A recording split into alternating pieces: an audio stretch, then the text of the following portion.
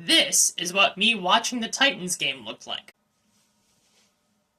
This is what watching the Bears game looks like.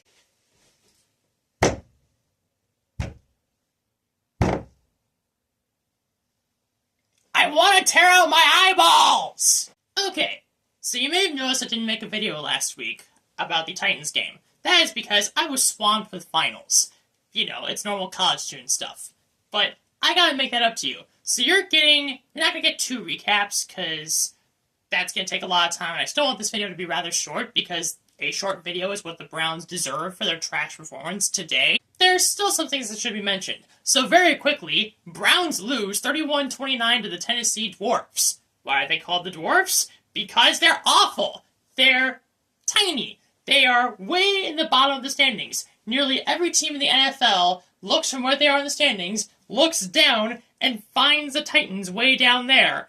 And guess what? The Browns lost to the team that's way down here. And as a result, the Browns have joined the Dwarfs in being way down here. And yet, Shedeur had a good game against Tennessee. And that is what a lot of Browns fans, including me, held on to as the one good thing to come from that game. And honestly, that was the moral of the story. Kevin Stefanski had that stupid, utterly stupid 2-point play at the end to try and tie it up, in which he took Shedeur off the field, tried to do a run around Wildcat Quinshon Judkins backward pass cutesy little disaster thing, and it didn't work, surprise, surprise, because even the worst teams in the NFL can defend that, and the Browns lost to the worst team in the league at home. So, there was that. That's basically all there is about that game. But there was the one piece of good news that Shedeur did well. Now, let's fast forward to this game. Let's see if things improved. Yeah. No. Browns lose 31-3 to the Chicago Bears. Da Bears don't suck. It's crazy. Why don't Da Bears suck anymore? The iconic song is Da Bears Still Suck. Packers fans sing it all the time because the Bears are bad almost all the time. Look at that shadow. The Bears are bad almost all the time, but they're not now. Why are the Bears not bad anymore? And unrelated question, why am I filming on a de facto construction site? I'm happy to tell you. See, the Bears do this really neat thing that sometimes bad teams do. It's called a rebuild. A rebuild is what happens when a franchise realizes that they're terrible and they need to fix their team so that they're not terrible. And what this involves is drafting a quarterback, one that's good or is expected to be good, and then even after having the quarterback, they fire their head coach if their head coach is trash, like the Bears head coach was last year, and after they do that, they realize, you know what, we're still only mediocre. Let's get a real offensive line. Let's pick up guys in free agency who can be good members of our offensive line. And so the Bears did that. And look what's happened. Caleb Williams, the Bears quarterback, has blossomed into a legitimately good QB. The Bears have a top 5 offensive line in the league. Ben Johnson is probably going to win Coach of the Year in the NFL this year. And the result is the Bears are a playoff team that is in contention for the number 1 seed in the NFC.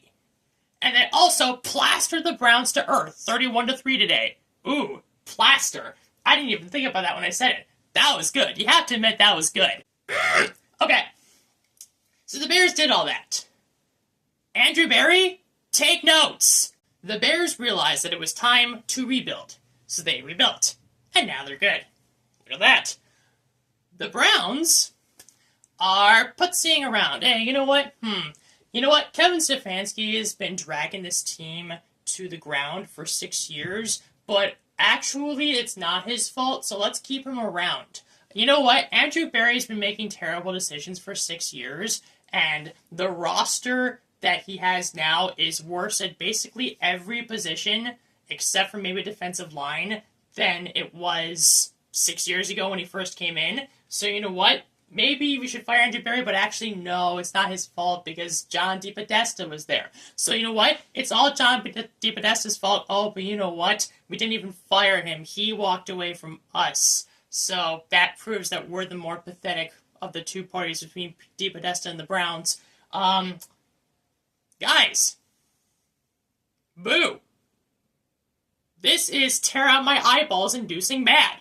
Let me try to think of positives. What were let's see, positives about this game?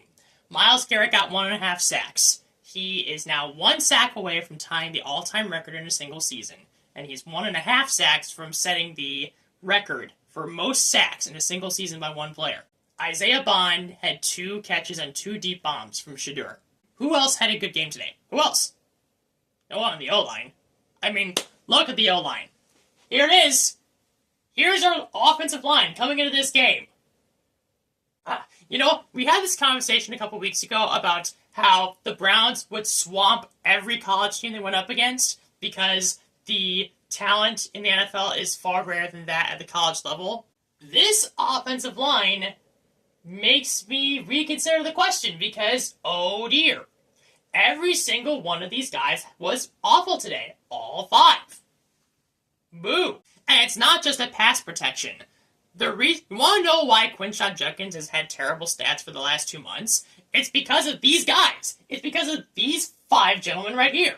Or whatever the offensive line happens to be. Whatever the make-a-wish, scramble-em-up offensive line happens to be, Quinshon Judkins is anchored to terrible stats because this offensive line is maybe the worst offensive line I've ever seen when it comes to run blocking. It's horrid. That's why Quinshon Judkins is averaging 2 yards per carry if you only look at the stats. I feel terrible for him. Dude, give Quinshon a real O-line, and then you can watch him cook. Jim Brown and Barry Sanders, the greatest running backs ever, would have terrible numbers with this Browns offensive line. That's how horrible it is. Oh my gosh, I want to pull out my eyeballs. Now, setting aside the O-line. Shedeur. This is a really tough game for me to defend you, my dude. 3 picks. 2 of them were awful throws by you. You completed barely 50% of your throws. You had no touchdowns. You had 3 picks. Every drive, except for 1, for the Cleveland Browns today, ended in either a punt or an interception. 1 ended in a field goal because Alex Wright got a sack on 4th down. Shedeur had 1 good throw to Fannin, in which he dodged a sack, found Fannin over the middle. That was his best play of the game. And Andre Schmidt hit a 50-yarder in Chicago, which is hard to do, so kudos. That was the only good sequence of the game for the Browns, in terms of it being multiple plays.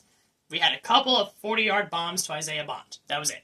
The Shedeur haters are going to salivate over this game, particularly if they didn't watch the game and see Jerry Jeudy have a beautifully thrown ball thrown directly into his chest, have it bounced off of him because he's trying to catch the ball with his body and not his hands, and the ball ricochets directly into the Bears' corner for an easy pick.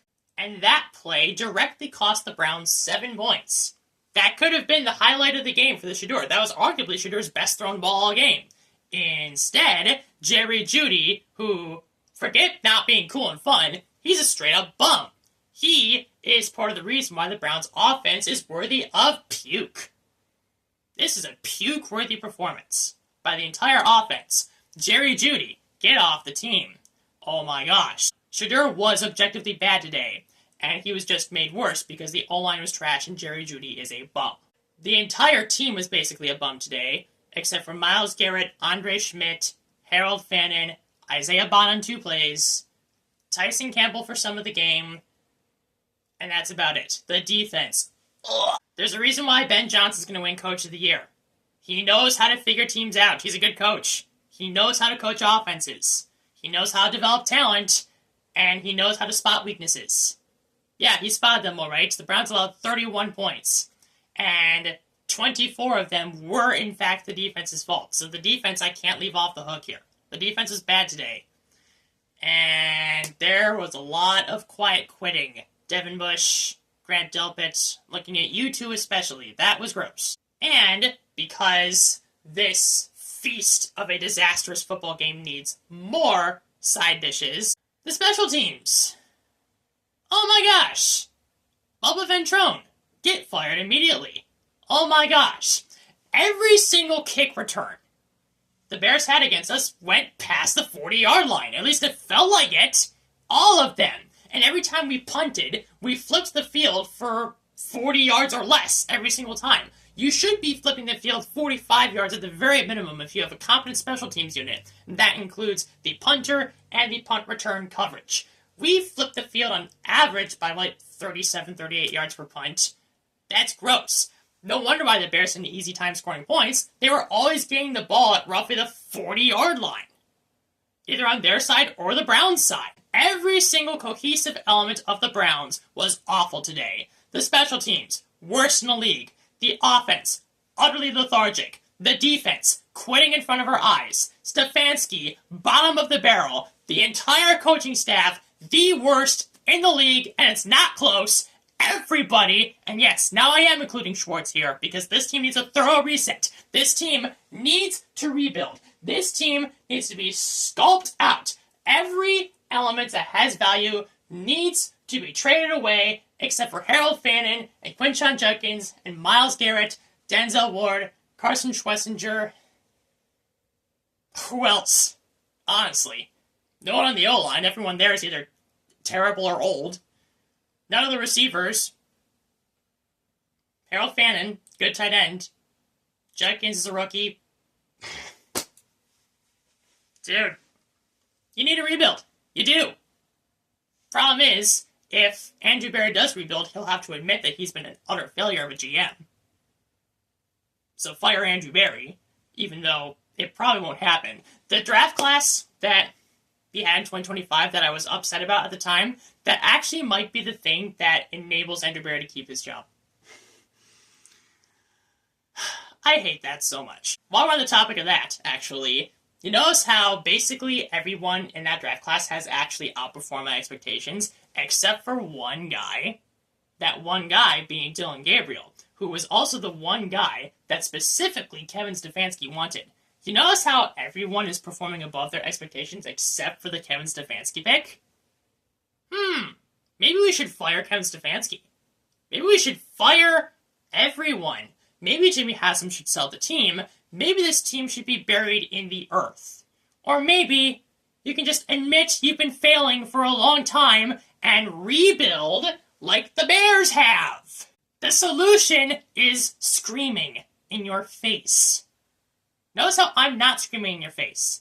This should be blatantly obvious to every single one of you that dons a Browns hat, a Browns jersey, the Browns logo, the Browns insignia for anything.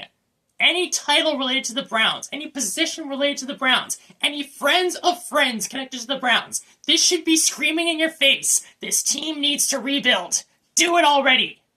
For the 60,000 fans who pack Browns Stadium every single week they play at home to get blown out into pieces. For the team to fail to score 10 points on offense on most occasions. For the team to get blown out by at least 20, more often than you think. And for the special teams to be the most lethargic unit in sports.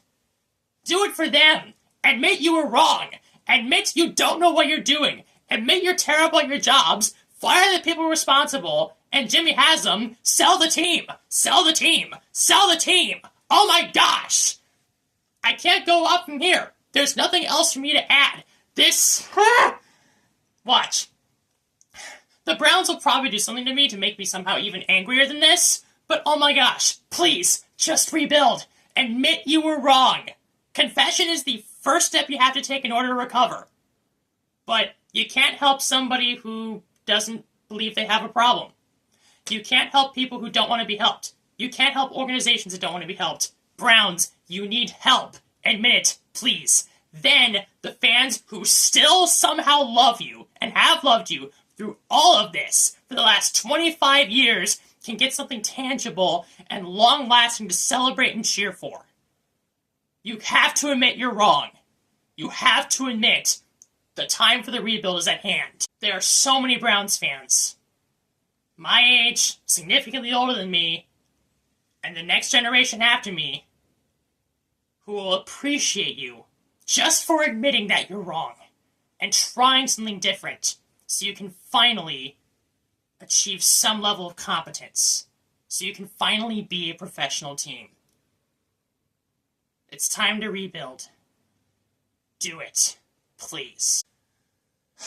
That is it for this one. Thank you very much for watching. If you enjoyed this video, please click like. If you want to see more of my videos, please click subscribe. Follow me on X for more Browns-related content at SadBrownsFanHQ. And please share this video with all your family, friends, and fans of the Browns, Titans, and Bears. This team needs to rebuild. Hopefully, they finally admit they're failing, they need help, and they do it.